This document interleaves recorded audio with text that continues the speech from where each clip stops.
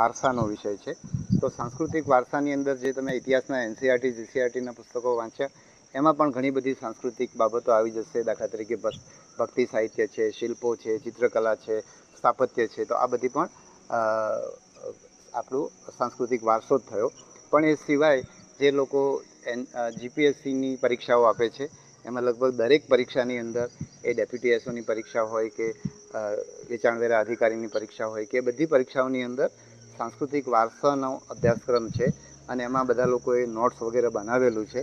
એ notes પણ તમને ઉપયોગી થઈ શકે. પછી ગુજરાત અને ભારતની ભૂગોળ એની અંદર પણ તમે એનસીઆરટીના પુસ્તકો તમને ઉપયોગી થઈ શકશે. તો આપણે આ મુખ્ય વિષયોની મેં તમને વાત કરી. ફરીવાર હું સમરી કરું તો બંધારણની અંદર એનસીઆરટીના પુસ્તકો, એ સિવાય માહિતી આપતા હોય એવા જીસીઆરટીના પુસ્તકો, અથવા તો તમારું માર્કેટમાં રેડીમેડ કોઈક નોટ્સ પ્રકારનું સાહિત્ય ઉપલબ્ધ હોય તો એનો ઉપયોગ પણ તમે કરી શકો છો. કરંટ અફેર્સની આપણે રેડિયો ટીવીની વાત કરી લીધી. વિજ્ઞાનની અંદર મેં તમને 6 થી 10ના એનસીઆરટીના પુસ્તકો સૂચવ્યા.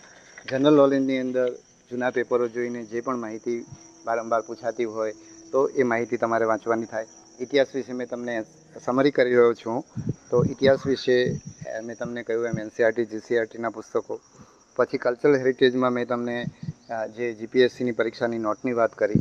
અને જોગ્રાફી ઓફ ગુજરાત અને ભારત એની અંદર તમે જે એનસીઆરટી જીસીઆરટીના પુસ્તકો વાંચી શકો. એ સિવાય સમાચારોની અંદર દેશમાં જે બની રહ્યું છે એ વિસ્તારની જે ભૂગોળ છે એ પણ તમને કામ આવે. અથવા એ સિવાય વિશ્વમાં જે બની રહ્યું છે, ભલે અહીંયા ગુજરાત